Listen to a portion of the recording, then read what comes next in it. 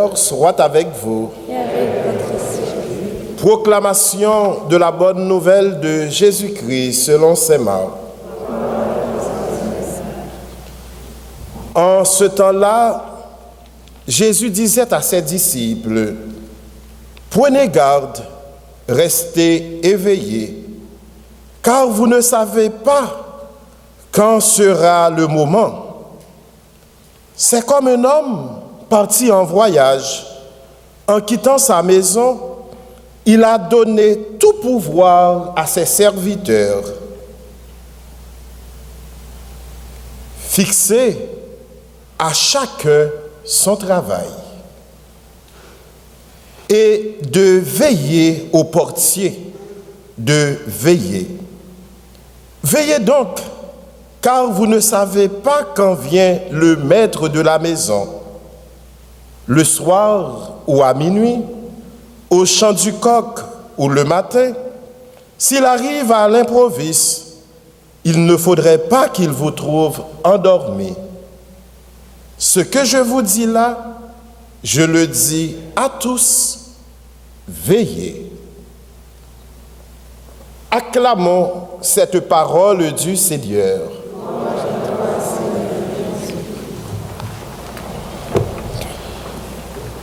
Mes chers amis, je vais tout d'abord vous demander de m'excuser pour la voix parce que vous savez que 10 à 1 fait beaucoup de joie et j'ai pu tellement crier de joie, j'ai perdu ma voix. C'est pour cette raison que je vous demande d'avoir un peu de patience pour ma voix de ce matin. Mes chers amis, l'Église n'attend pas le 1er janvier pour commencer une année liturgique. Elle commence dès aujourd'hui, en ce premier dimanche de l'Avent, où l'Église nous invite à porter notre regard sur cette nouvelle année, l'année C, où nous aurons à faire le parcours avec l'évangéliste saint Marc. Portant nos regards sur la fête de Noël qui, dans 4 semaines, fera refléter à nos yeux le mystère de l'incarnation, qui est donc l'événement mystérieux de la première venue du Seigneur. Mais l'Église nous donne ce temps de préparation. Comme vous le savez, tout événement important se prépare. Dans la vie de tous les jours, on tient à se préparer pour les événements importants. Quand nous pensons à la maman, aux grands-mamans, qui se préparent à recevoir la famille, quand nous regardons les étudiants qui se préparent aux examens, ou bien l'ouvrier qui prépare ses plans et les matériaux nécessaires avant d'entreprendre la construction d'une maison, tout se prépare dans la vie. Et même l'équipe de décoration, cette équipe a préparé, réfléchi pendant plusieurs temps pour voir quel décor allons-nous présenter. Tout se prépare. J'ai un ami qui disait, ne pas bien préparer, ne pas bien planifier, c'est donc planifier l'échec. Mais le temps de l'Avent a pour objectif premier de nous aider à nous préparer au mystère de la venue du Fils de l'homme. Dans la parole de ce dimanche, Jésus nous exhorte à veiller. C'est comme une exhortation, c'est comme un mot de passe, c'est comme un mot d'ordre que Jésus nous donne ce matin. Pendant plusieurs fois, il répète ce verbe « veiller ». Pourquoi Jésus insiste-t-il autant? Comment veut-il que nous vivions cette veille? Comment veut-il que nous vivions cette attente? De quoi nous parle-t-il au juste?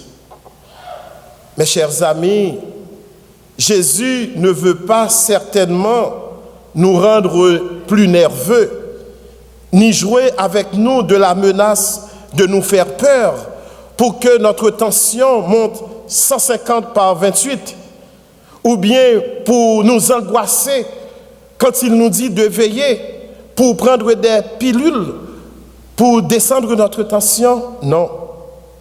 Comme vous le savez, Jésus nous invite à veiller, c'est parce qu'il vient à l'improviste. Et la parole de Dieu de ce matin nous invite à veiller.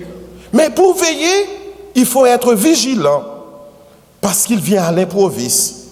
Il sait que le sommeil, l'indifférence, les distractions de toutes sortes peuvent nous accaparer. Mais Jésus veut que nous puissions veiller. Veiller ne signifie pas seulement ne pas dormir, mais c'est de faire quelque chose. Pour veiller en attendant le retour du Christ, nous ne pouvons pas nous résigner ou nous replier devant les drames de la vie des humains. Avant toute ressource spirituelle dans notre vie quotidienne, nous devons veiller. Dans notre feuillet, il y a une très belle réflexion que le Père Jean-Louis nous donne pour le temps de l'Avent. Et ce qui m'a frappé à partir de cette réflexion, c'est qu'il dit, Jésus nous invite à veiller, à prendre garde, à rester veillé. Pourquoi? C'est pour voir vers quoi, ou plutôt vers qui nous courons, pour ne pas nous laisser voler en plein jour le sens de Noël. C'est une invitation dans cette belle réflexion pour vous et moi de veiller, car il nous demande de veiller, d'être vigilants. C'est sans nul doute ce qu'il demande aux disciples, d'avoir l'attitude d'un vrai disciple. Un vrai disciple, c'est celle qui veille. Et une manière de vivre, c'est d'être là. Veiller, disait un auteur spirituel, c'est d'être là, d'être présent. Présent à soi, présent aux autres.